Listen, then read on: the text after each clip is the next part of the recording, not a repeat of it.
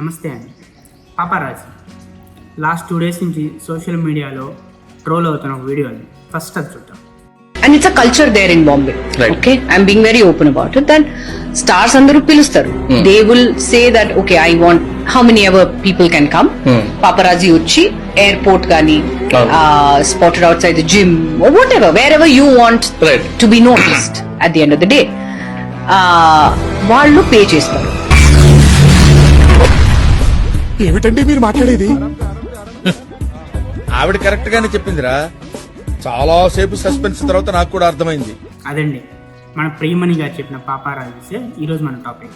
కాసేపు ఈ troll video పక్కన పెట్టేస్తే అసలు పాపారాజీస్ అంటే ఎవరు, వీళ్ళు ఏం చేస్తారు? పాపారాజీస్ అంటే ఫ్రీలాన్సర్ ఫోటోగ్రాఫర్స్.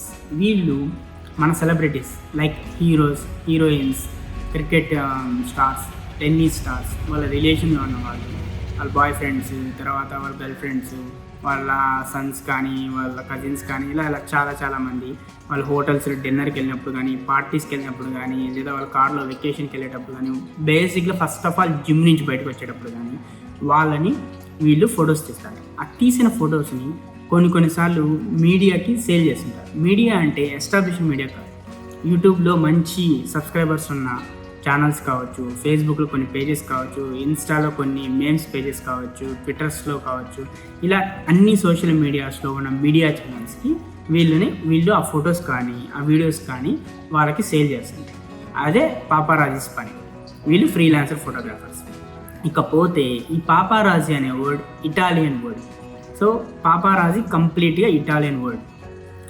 1960లో స్టార్ట్ అయిందే Italian paparazzi word. And one more thing ఏంటంటే పాపారాజీ స్టాచ్యూ కూడా ఉందండి. అది ఎక్కడుంది, ఆ స్టాచ్యూ అసలు ఎలా ఉందనేది ఫోటోగ్రఫీ మీకోసం మా ఛానల్లో పెట్టబోతున్నాం. ఇకపోతే లైక్, షేర్, సబ్స్క్రైబ్.